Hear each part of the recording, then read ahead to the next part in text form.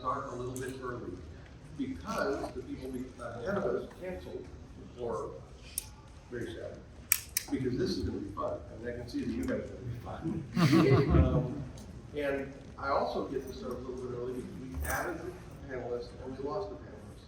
The gentleman who was going to be here to talk about the upcoming VR video game ignored our advice and leaned a little too close to the large egg-shaped audience, or the egg-shaped object. The result was that he got COVID. So if somebody tells you don't lean into the egg-shaped object, don't do it. Don't do it. It's also a good reason for us to all be wearing masks. So I'm glad to see you guys on it, because we're all very grateful. We're going to be able to not have the mask so you can hear us, Right. and because we are more than 6 feet away. So that's a strong, hard rule for us too. But basically, there's a lot of stuff going on in the alien world. There's the novels, which we've been doing for a bunch of years now. There's the comic book series that Marvel has picked up on. There's the video games. The most recent one was Fireteam Elite, which I think a lot of people like quite a bit. We've worked closely with all of those people. We've been working to try to bring a lot more together to create this really expansive, dark, nasty alien universe. And I think we've been doing a fairly good job. And we've got some really ambitious stuff about to come up. But like I said, unfortunately, there are a couple of things we can't talk about. So just understand, we can't talk about the video game because that's for the Servius people to handle. And so we'll have a moment of silence for TQ, who wasn't able to make it. But we also have, we don't have somebody here from Marvel because the editorial staff for the Alien team is not at the convention. We do have 3 authors who are very involved in the Alien universe and the expanded Alien universe, plus we have the writer for the Alien RPG. So we're going to have a lot to talk about. I'm going to actually start, weirdly enough, with our added person. Steve Sears is at the end there. And Stephen will tell you a little bit more about himself. And I want him to tell you about the story that he wrote because it led to a lot of really interesting discussion of how great fiction is made. So I'm going to let Steve go ahead and introduce himself and tell you a little bit about his story, Isle of Matanzas. Matanzas? Yes, Matanzas. Thank you. Isle of Matanzas. My name is Stephen L. Sears, soon to be appearing on a placard in front of me. And I mostly have worked in television. I'm a writer and producer. I go back quite a ways. I was one of the writers in the original ATV series. Everything from the books to the digital games, everything had become so vast that it's a bit overwhelming. And I looked at this, and especially when you get to the predators, the case system and the names and all that kind of stuff, I was looking at this like a kid who had seen his first alien film. It was like, this is so freaking awesome. And I'm so ignorant of it because it's become so huge. And so I started doing my research. And what ended up happening is I realized what I really wanted to do is to give an impression of what those individual franchises were to somebody who had perhaps just seen them for the first time. Now, that's where I started. What I ended up with, I'm getting into all the creative steps, which mostly involved a lot of pizza and late nights. What that ended up with was my story called Isle of Matanzas. And my story was set in the late 1700s. And it deals with a particular Spanish nobleman who was traveling back from Spain to take care of his family's holdings in La Florida, in Florida. The British had already taken over Florida, but his family still had land there. Now, when he was a child, he grew up in an area called San Augustine. And that's St. Augustine, Florida today.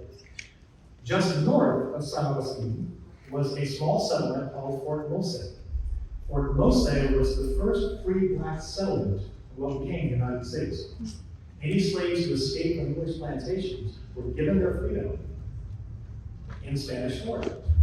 So he grew up with them. They were his friends. But at this particular point, when we enter the story, he is stuck on an island. A shipwreck has put him there. And while he was there, he starts talking about what he has seen. And one night, the sky is raining down, and these objects appear. And the monkeys on the island were curious. And the monkeys were taken, obviously by the aliens. And of course, that was the transmutation. The DNA is into a monkey form, which controlled the trees. He barely got away and hid up in a cave. But he interpreted this in his own way from the late 1700s of a Spanish nobleman. This was a hellgate. These were demons from hell. These were the malvados. They were come to conquer the world. And he was helpless. Then one night, 3 Nephilim appeared. Nephilim are the giants of the Bible. They came down to defend the earth, to try to save us from these demons. So I looked at the perspective of somebody who had never seen this, had no concept of even the science behind it. And I started building my story. Now, I won't go into too many details, just read the story, but the Nephilim are losing this battle. The 3 Nephilim are actually being overwhelmed. He's been watching this going on.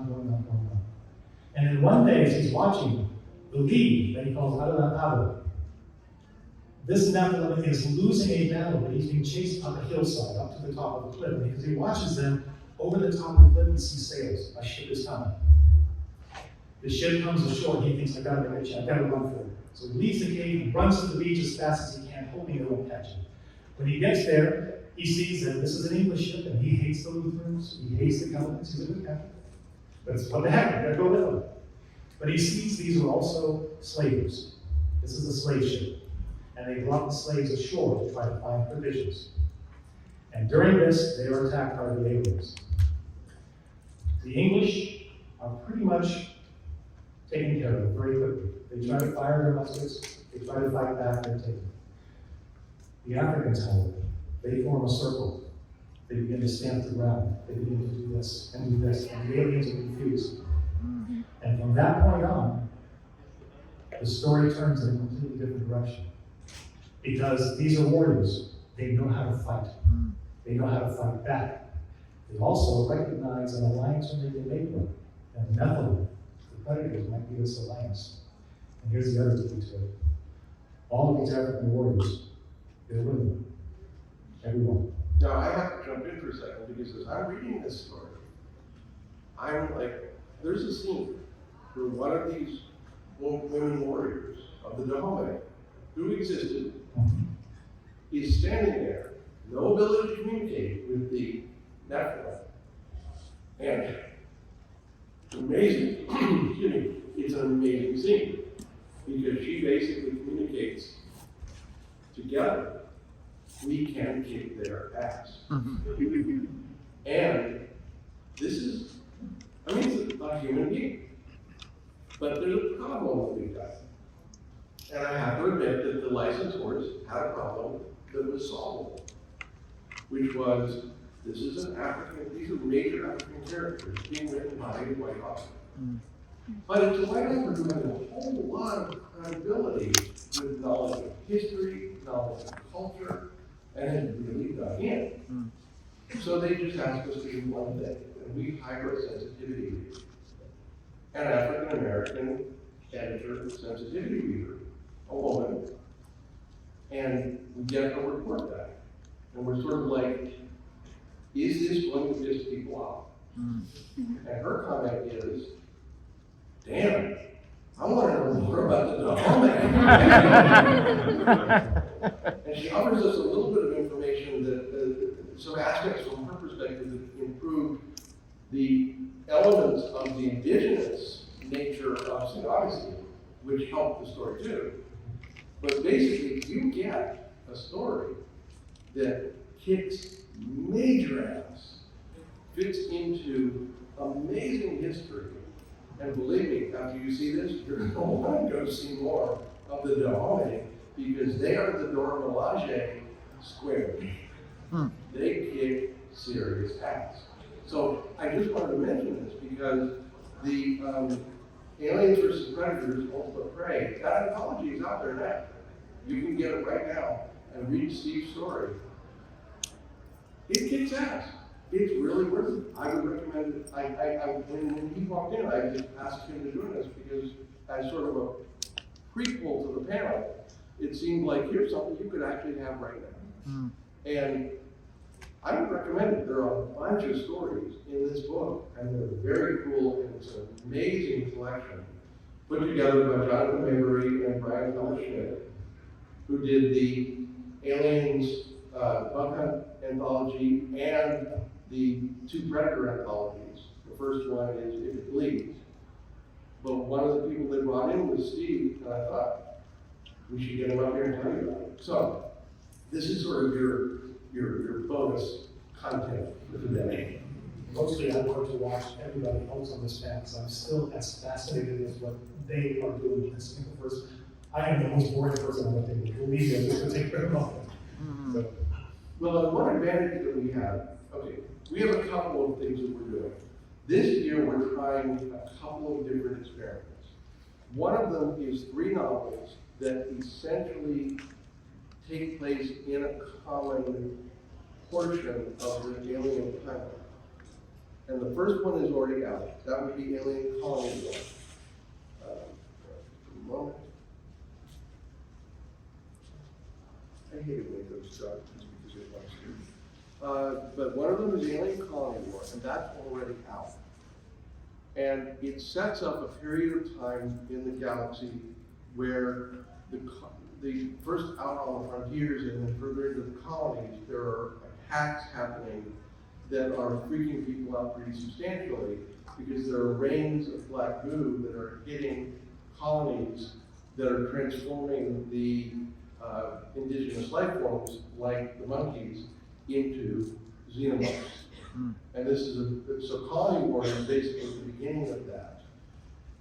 In doing this kind of connection with the alien novels, talking to the comic book people, talking to the game people, we're trying to keep something very cohesive without like painting ourselves in the corners. And a couple of our authors had worked with a young woman from Australia who had a lot of background and basically kept my writing honest. And in doing so, I was persuaded to team this author with another woman, Philippa Valentine, to create the next novel, which is coming out in a couple of weeks. It's called Inferno's Fall. And this is Clara.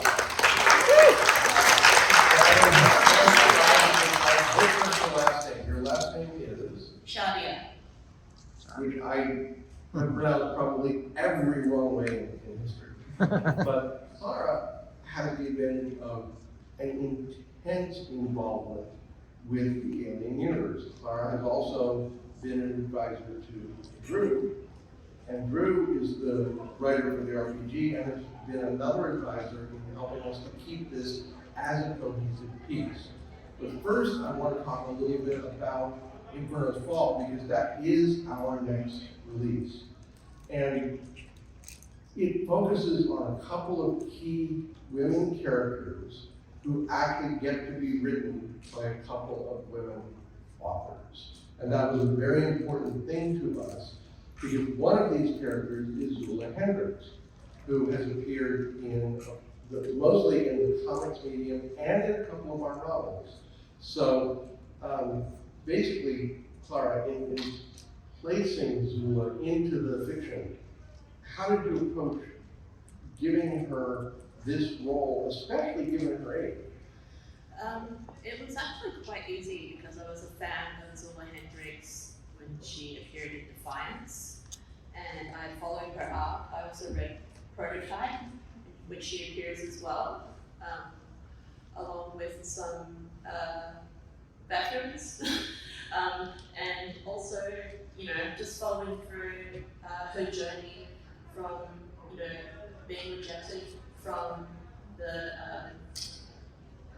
military. Right, but she wasn't from the Marine. Technically, yes. she kind of got blown up and lost her gun, and then she got in trouble, and then she rebelled. And I think that the other people that she worked with in Prototype were also basically Colonial Marine veterans or newbies. Yeah, they were newbies. They worked for a security company, so technically not Colonial Marines, but private security. Yeah, so they have some experience in fighting a type of xenomorph in Prototype, but it's unlike anything anyone's seen before, naturally, in most of the books. But yeah, it would be very interesting to see whether they pop up in Inferno's Fall and what their roles are, Right. and what their relationship is with Zula, and how they've grown as people as well. Well, because in Prototype, basically, it was whoever survived, because as you know, there's 100% survival rate. And so a number of them did survive, and they stayed with Zula, and so you're gonna see some familiar faces in Inferno's Fall, because Zula has a very specific role as the leader of the Jackals.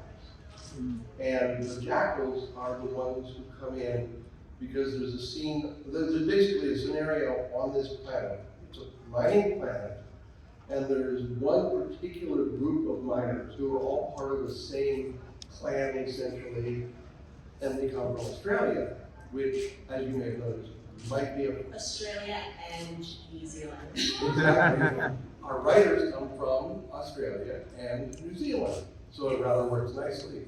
But these characters are really interesting because suddenly, at the beginning of the novel, there's a black rain falling on this planet, and the indigenous life forms are becoming really particularly nasty. Geez, I wonder what that is. Yeah, really. Well, it's also kind of interesting because it comes from a very familiar ship, but we don't know who's piloting this ship. It's a rather large juggernaut kind of ship. And so there's a whole lot of connections. Basically, the beauty of this is this novel really reaches into all of the other alien universe areas. May I have some time to talk about? Yes. Thank you, Steve. Sorry to butt in, I've only got a little bit of time. I wanted to discuss the novel, and I wanted to say as well that you may recognize someone on the front cover here.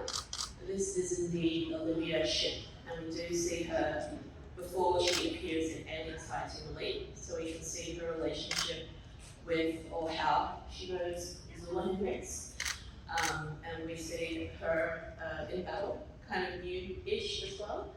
And as you can see, the neomorphs are a little bit different from the ones we have seen in Alien Covenant, and that is correct. These ones are different because naturally there is a different xenomorph in every book. But I did quite a bit of research in regards to this one. There is a special element that features in this book which interacts with the pathogen, and it delivers a different sort of mutation. So it'll be very interesting to introduce that to you all. I've done a lot of work on this. I've even spoken to a radiochemist about this element, and I've nailed it down, and it is absolutely possible for this element to exist in the wild. So it's really nice to kind of tie that into the alien universe. And I've also made a point of including some mythology from my background. So I'm Chinese Malaysian, so I've included some Chinese mythology in this, and my fellow co-author, Philippa, who wrote the book, because I only wrote the story, co-wrote the story with her. We've also included some really strong New Zealand and Australian ties as well. So there'll be a little bit of language difference. There might be different spelling when you see an Australian or a New Zealander talk. So you might have to get used to all the OUs in the words. Yeah, like the word colour, and everyone's like, oh, what's wrong with her? Is she putting a U in there? She doesn't know how to spell. Well, and also, part of what the background for the Australian characters is a conflict that actually occurred in Australia in the alien universe. Yeah, so we had to take into account the history that was set up by the RPG as well, which Drew has kindly introduced, which was also featured in earlier work, but he blew up camera. I want to go on record, that's from an alien novel. I did not blow up anyone. Simply, I'm the messenger. I was in the novel, I delivered it in RPG. Still taking it personally. But that's okay, we don't miss anybody in camera. But the other advantage to this really is that you get a huge tapestry, but it's all still focused on this group who are forced deep underground by the new neomorphs. But they find something underground that could kill them just quickly. So if you guys watched the Alien short films, anyone? Put up your hand if you watched one of the Alien short films or any of them. Yes? Okay, so if you've watched Alien or, it's kind of like a little taste test of what this book is all about. So I suggest you watch that tonight if you have not yet already. Yeah. All the shorts, they're very, very good. But if you are a fan of Alien, you'll really love this book. I have absolutely jam-packed just about every single thing I love about Alien in this book. If you're a fan of genocide, that's a little bit about what's going to be happening. And there's also some really interesting and cool tidbits and Easter eggs from previous Dark Horse comics, because we are following Zula Hendricks' arc, which comes from the Dark Horse era, and then it rounds up into Aliens Fighting Elite. So we're kind of building up that history there. Yeah, we've been in touch with, and Clara in particular, we've been in touch with Cold Iron, who did Alien Fireteam Elite, to make sure that the things that happen here actually foreshadow things that happen in the video game. But I don't want you to feel like you've got to be into all of these other things, though, because frankly, it's things going pear-shaped on this planet and a lot of nasty going down. So you can literally just read this book. But you're going to get this extraordinary story, and the characters are amazing. I love Toru. Toru is the head of that clan. Yeah, it's like a little bit of a spoiler here.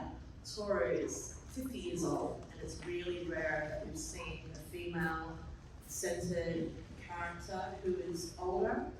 I think we've definitely, at least some of the fandom has expressed Ripley wanting to come back, and seeing her as an older matriarch in the series, but Ripley's not in this book. But it's just to show that like anyone can kind of like lead charge or be involved in the alien universe, and they don't always have to be strong, they don't always have to be Marines. They could be just like you and me, everyday people.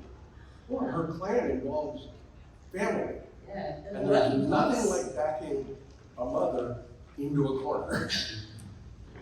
as we see in Aliens. But the other thing, another thing about it though, is that Zula herself, just if you look at the timeline, which Clara knows better than anybody on the face of the earth, I think. Oh, yeah. If you look at the timeline, Zula is not a young person at this point, but she is a veteran. She has done these things. Yeah, I can confirm that it takes place in 2186, 2187. Yes, 2186, 87, correct. I think it And was 86. yeah, so it's after the events of the Colonial War, but it's not necessarily connected. It's just like, you know, we're just telling stories in different parts of the timeline of this arc happening. So it's kind of like different points of view, kind of viewing the same thing, but in different times. So, yeah. So the cool thing about this is that when we started working on this, I was in touch with Drew. And basically we started talking about what was going on in the RPG, because there are, 150, 200,000 people out there playing the RPG and really enjoying it. It's winning awards. Alpha was it. And 9 awards. What's that? I just won an award for MPKG this year, so 9 awards in my house. Very cool. So the thing is, there's an audience here who knows a specific aspect of the alien universe.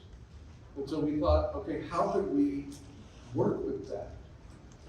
We worked so that we fit with the timeline that he has developed for the RPG, sometimes in collaboration with Clara, in order to create this huge story of this pathogen being used to basically destroy planets.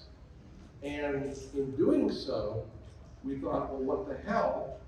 Let's actually put a short scenario in the back of each of these three books, Colony War, Inferno's Fall, and Enemy of My Enemy. And this scenario will be specific to that story. So you get to actually see how the RPG works, but you're not paying anything more for this. This is pure bonus material. This is our gift to you. So in developing RPG, Can we get a show of hands who's played the RPG or wants to play the RPG? Right up there, I can't see you guys. Right there. Yeah! Definitely. Awesome. Cool, thank you. But as a result, I'd like Drew to talk a little bit about how he develops stories, because developing an RPG story is a different task than developing a novel. For people not familiar, role-playing games basically is a bunch of friends sitting around a table playing make-believe. It's the easiest way to say it. And somebody called the game master leads that story based on something that they wrote themselves or something that they published. So for the game itself, the core book and everything, I wanted to make it a definitive source book for the universe. So the approach that I took towards this, and I think it's been really important for everything that we've done, is that any alien story you've read that you like happened in some way, even if it doesn't really fit in the current canon. And that's something I call barroom canon. So basically, that version of your story, if it doesn't fit the current canon anymore, your character may have overheard that in a bar being told by someone whose cousin did it. So there's some way that still works. And this approach has allowed people to get the book to say, well, I like this and I don't like this, and I like this and I don't like this. And such a book for people to customize it.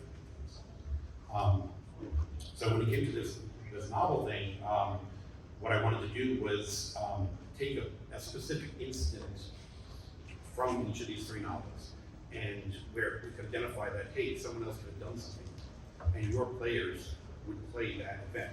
So the best way it would work is if the game master read the novel first, then the players play the adventure, and then they will read the novel afterwards. But it works in other ways too. So in Clara's book, there's this point where they say, hey, we're going to launch drop ships to take care of these other places, to look at these other places, they survivors, but they don't come back to that. So your players, in the middle of that novel, are suddenly the people sent to that other place from the ship. So you could say the novel itself is focused very tightly on this one line. So basically, you're like, hey, I did that when you're reading the book. It's like you're part of the universe. It's to make it immersive, to make you feel like you belong here. And then there's been a moment in each one of the novels that we've picked and said, okay, this is for the adventure. And it's the book, and you need to buy the core book for the role-playing game to play the adventure, because the rules aren't in there, otherwise it would be a 900-page novel. But well, and the neat thing, by the way, if you want to look into more about the RPG, go to the Free League site, because it's published by Free League, and you'll see a lot more about the work that Drew's been doing. Also, I want to take a minute and say Philippa Valentine is the other author on Inferno's Fall, and both Philippa and Clara came recommended by Alex White, who wrote Cold Forge and Into Caribbean, which are two of the best science fiction novels you'll read. One of the main characters in Cold Forge makes Burke from Aliens look like a nun. But I had also dealt with the fire team, Alien League fire team people. They had a whole bunch of stuff that they wanted to do. Their story takes place. Oh, there you go. It's the limited edition one. Their story takes place 20 years after the time period that these novels are in, that the role-playing game is taking place in. So they had all this stuff that they wanted to have that was different. So when I wrote the Colonial Marine source book, I set up all the stuff that's in that game. And in the game, they actually say 20 years ago, X, Y, Z happened, and they're talking about what happened in a role-playing game. Now, if you just play that game, they tell you 20 years ago something weird happened, and that's all you need to know. But if you are encountering both, it's like, wow, this is all connected. And that's the key, is to make sure that you don't need one of those other things to read this thing. But if you have both, it's like a little Easter bonus. Exactly. Oh, Clara, you got something else you want to mention? Oh, yeah. after the panel is done, I wanted to give away a few cards, and I'm happy to sign them. Unfortunately, I can't give away this book. I've only got a few. But if anyone would like my signature and a card, it's just grab one. And I've got more, so if you follow me on Instagram, I'll be happy to send you one. So I used to share a fan group called Studio Tiny, and I had these made up. They kind of look like the ones that the Peter Whalen ones from Whalen Industries when they did Prometheus. Yeah, love that. We have plans for you. Yes, we do. Now, as you may have noticed, one of the things in working with this network of aliens, we have been able to work with a lot of really talented people. One of the first people who wrote alien novels for me was Christopher Golden, and he got to write Newt's story in River of Pain, which was literally what happened on Hadley's Hope before the shit hit the fan.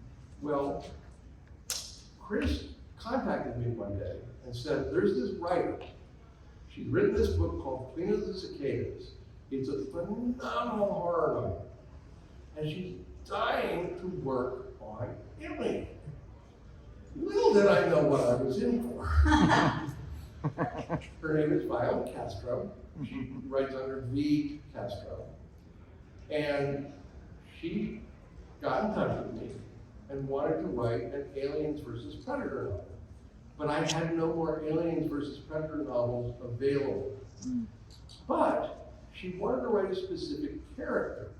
And I thought, you know, we could make this canon. And she got kind of into that. So I'd like to introduce Violet Castro. Hello, everyone.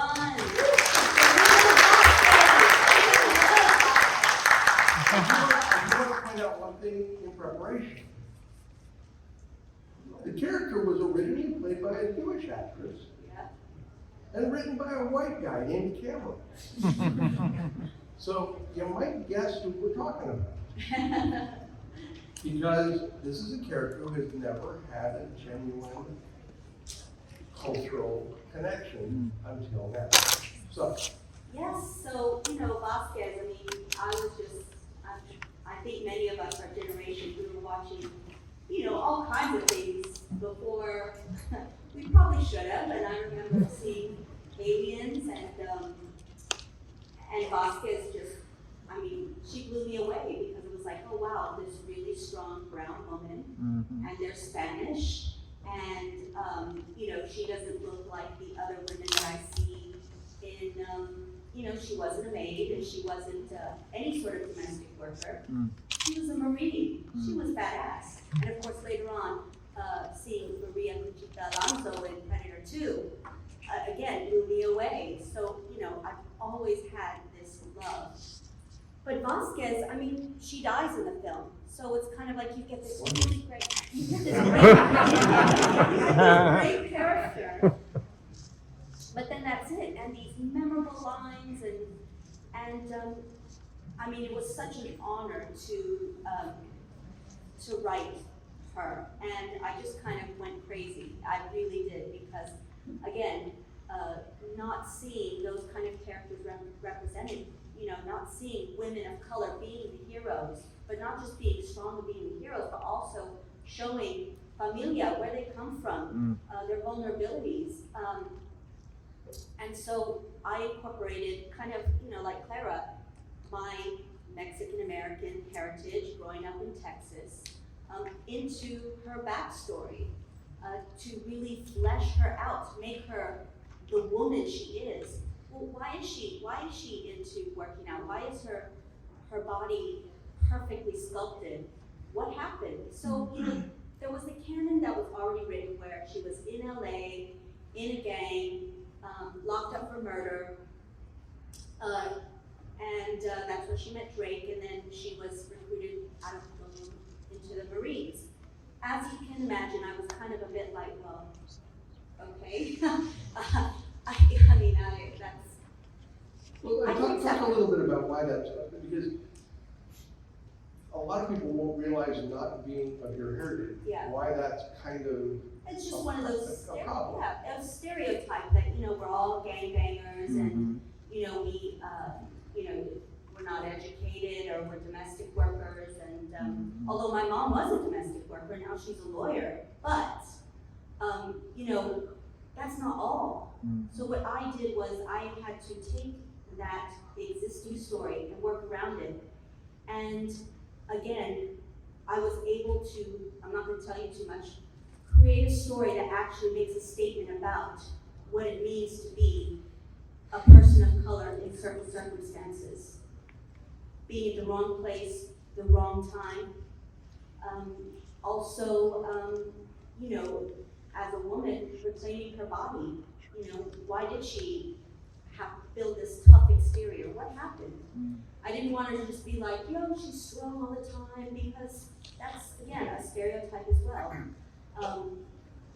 So I built up to that, but again, I take it back to Texas, where I'm from, to show another side of Vasquez, and that's her children, her legacy, because I'm not gonna bring her back. She blew up. I think you guys would be pretty pissed if I did. This is a challenge for us, because again, it's one of those things where we have an existing canon that has things that are Vasquez. But we want to do a novel, and a full novel. What did we do, a full novel? Yes, we did. But the thing is that one of the challenge here becomes a strength, because one of the natures of Latinx, Latino fiction is a generational nature, and so that's what Violet leaned into. And I really wanted to, because I basically said, right, she's a Marine. I wanted to be more than just a way for her to get out of prison. So I come from a military family. My uncle was a Marine. Hoorah! My dad was in the Army. My grandfather was in the Air Force, went to Vietnam. And so I said, what if we have that history and take it all the way back to the Mexican Revolution, where you had brown women fighting, soldaderas. They took up arms. And I wanted to show that. And so that gave her strength. And I also give you the backstory of the red bandana. Again, it was something that's handed down, because culturally, I have so many things that are handed down. I wanted to bring in also our ancestral beliefs. So you'll see Santa Muerte, who represents death, holy death. And if there's something that's in the alien universe, it's death, a lot of it. And Santa Muerte represents that, epitomizes it. So you're going to get Santa Muerte, you get the altars, you get that generational reverence that culturally I've always dig into for strength. And that's one reason I want Vasquez to have strength, is the ancestors, because that is important culturally, and I feel like that can be a source of strength beyond being buff, beyond having a pulse rifle. And so for me, the generational strength, generational storytelling, I use something that's important. They're called cascarones, and they're eggs actually filled with confetti, and then you run around in Easter and crack them on people's heads. So I actually use cascarones, the egg, which again in Alien is very, very important, and to foreshadow her experience with the egg. So she's a kid going around, stalking people with cascarones, and then as she grows up, she'll encounter some different type. But again, it was just the opportunity to write these things and to really dig in, because it hasn't been done before.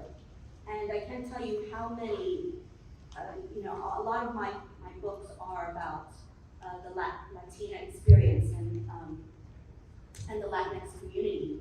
And I can't tell you how many people are saying, oh my God, we've been dying to see this. I can't wait to buy this. I pre-ordered this. I'm ready for this. We've been waiting for this. And it is such an honor. And I cannot wait for, all of you to enjoy it, but also get a piece of where I come from and other people, because I do feel like, we're all from different backgrounds, but we're sitting here united in our love for aliens and predators. It unites us. It makes us have something in common, and that is a beautiful thing, especially now. So it's great to be able to share it with you and share a little bit of, Vasquez. Well, it was really, I gotta say, I'm honored to be able to work with Violet. It was so fun. Because this novel really, if you have a Latinx background, you're gonna see yourself in this book. If you have an aliens background, first you should probably seek help. But you're going to love this book. And the thing is, you're gonna see things in these characters. Few novels have ever dealt with this depth of character. And so, the beauty of it is you go from Inferno's Fall, which is going so deeply into that Australian, New Zealand heritage. Philippa Valentine brought her part to it, Clara brought her part to it. Now with Vasquez, this is amazing storytelling you're getting. It's groundbreaking. And to let you know, Vasquez is available in October. It's available for pre-order now. We're just finishing The Dust Jacket. It's going to be a phenomenal looking book. But the cool thing is you get some genuine depth of character that people don't expect from an offshoot of a license. We've been given the freedom from 20th century films, from Disney, to do something here that is phenomenal. And I just feel lucky to do it. I'm just lucky Chris Golden basically made the call. I'm just honored to have done it. Again, it was like a dream come true. So Steve, nice to work with. So is this woman here. Correcting the little things. I was like, oh shoot. I have to say, timelines are just, It's messy. And I'm Oh, gonna yeah. go up here. it's like, I'm really bad at math. Can you help me? Oh, unfortunately, there was nobody taking all this expanded stuff before and trying to make it all make sense together.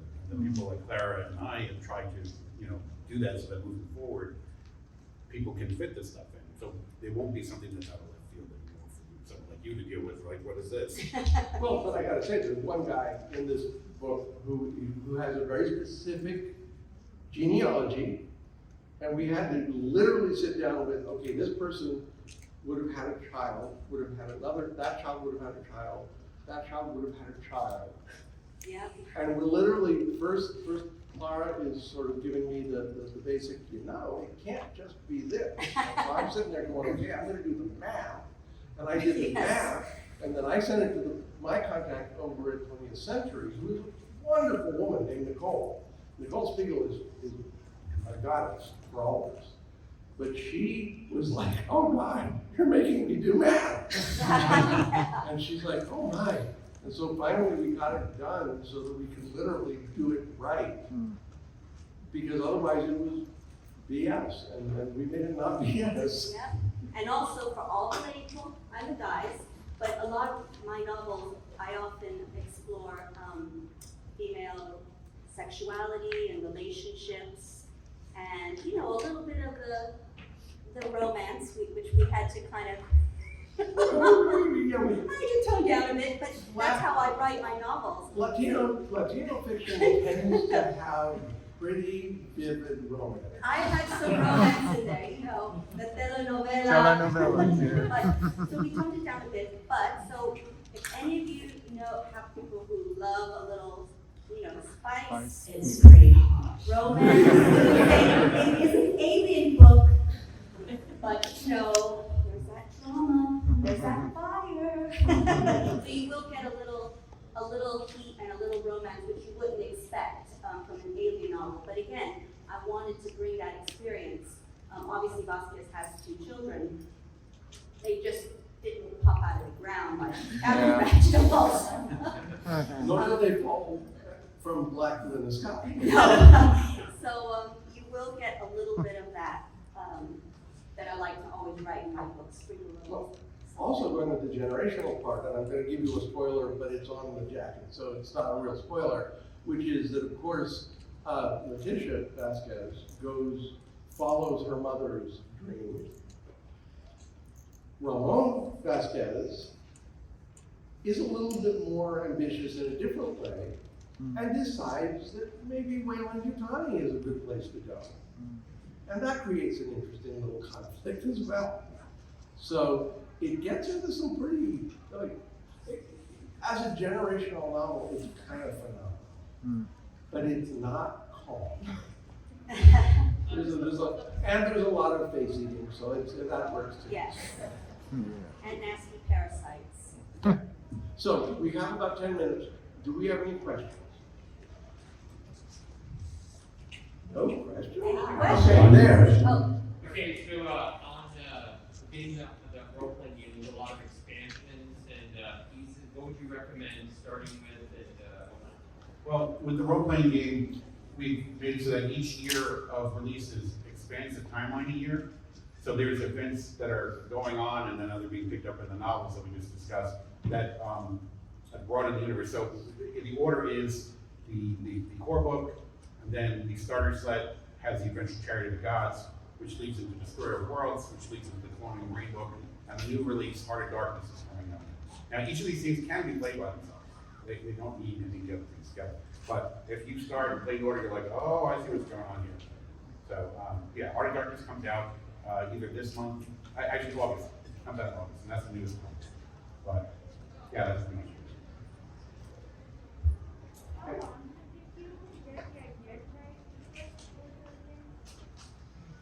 I mean, I've been a fan of Aliens since I was in 8th grade. So, you know, I'm one of those weirdos whose useless information became useful. So, you know, I've been thinking about these things forever, and, you know, it's always been like, oh, if I had my hands on that, I know what I would do with that. So, writing the actual core book took about, and then the ideas, I came up with a whole bunch of ideas during that, which have been laid out to the publisher and said, no, we should do this. So, probably about a year to work it all out. Yes. For each of you, when was your first experience, like identifying with the aliens, like actually reading a novel, seeing a movie, like your first exposure, like what got you like really into that universe? So the question is, what was each of their first experience, movie, novel, etc., that got them into the alien universe? Right. I was probably 4 years old when my cousin Suzanne was babysitting me, and she loved watching horror. So my first horror with her was actually Poltergeist, but then it was followed by Alien, and then Aliens. And I felt like Poltergeist kind of inoculated me, because I was a baby, just about, so they actually had to sedate me because I wasn't asleep. I was that terrified. But once I watched Alien, I was so obsessed. I couldn't stop watching it, but I kind of kept my fandom on the inside because no one else would talk about it like I did. This is sort of frightening on so many levels. But yeah, it became an obsession for me. yeah, again, I'm 43, so, you know, I was born in 79. So I think I was probably like 8 years old when I first saw Alien, and then Aliens. And I mean, I've just always been surrounded by horror. I mean, books, Alvin Schwartz, Scary Stories to Tell in the Dark, you know, all of the books that you can imagine as a kid, Goosebumps. But films. Be ready for V. Castro to be bursting forward in the near future, because there was a big feature on her just in Locus magazine, Yeah. and Aliens, Vasquez is going to get a little bit of connection. Yeah, And, it's yeah. There's Queen of the Cicadas has more good quotes than you can imagine. What's the book you've got coming up from Random House? Oh, The Haunting of Alejandra, which I don't know if any of you know about La Llorona, the Mexican, yeah, it's my version of La Llorona. The Screaming Woman, right? Yes. Yes. So, you know, there are two La Llorona films out. One is good, one is not so good. But that book is coming out. But yeah, the film, I mean, I was just a kid, and that was it. I was like, oh my God. But horror is it's just part of my DNA. So I was born in '72, so in '79 when the movie came out, I was 7 years old. And I was a huge Star Wars fan already, but my mom was like, no, you're not seeing Alien. But then my mom had this bookshelf in her room, because we lived in New York, and she lived in Queens, and she worked in the city, so she would have to take the subway. And what people did in the subway is read movie tie-in novels. So my mom had this shelf of things like Stephen King books and Jaws and things like that, all these grown-up things I wasn't supposed to look at, they were horror. And the Alan Foster's Alien novel was there. And because my mom told me don't read any of these, they're scary. Of course you would. When she wasn't home, I would go up to one and I would randomly pick it up and I put it down, go to a random page and see if that page scared me or not. Every day I put it and I kept finding myself going back and forth to Alien. And then the movie was on TV and my mom wouldn't let me see it then either. But I got up in the middle of the night to go to the bathroom and I walked into the chest burster scene. And that was the end of everything. Well, the first thing was, of course, that advertisement that came out and just showed the egg in space and the screen. I saw the movie, saw it in the theater, as an adult. And I'll tell you what really grabbed me, so to speak, was the fact that the science and the genetics, that aspect of a living, adaptive DNA virus that became an ultimate killing machine. That's what grabbed me immediately. And I mean, I love reading science fiction that everything is within its world, everything is perfectly encapsulated. It all makes sense. And this was not just a horror film, it wasn't just a science fiction. So I was grabbed into that. Then the thing kind of goes a little bit to what I was talking about. The idea that humanity, as diverse as humanity is, as much as we fight each other, as much as we have problems with each other, would be confronted with something like that, where all of those differences meant nothing. That was BS. And that became part of the fuel that fired these people to fight back, and all the franchise movies. That's really what attracted me. And I was just hooked with the universe. You show me a universe that has flaws in it, and I'm out. You show me a universe that works, and I'm in. But you show me people and characters that make sense, that are real, and they work together and still have their difficulties and differences, but they have a common goal and passion. I'm solid. I'm right there. Well, and that's why like Toru and Letitia Vasquez and even Ramon are just phenomenal. And that's why I think so much of this really works, is that we're not just dealing with archetypes, we're not just dealing with cartoon characters. You're gonna see characters who you're like, damn, I hope that person doesn't die, which is probably the single worst thing you can say about it. I think we're done. So thank you.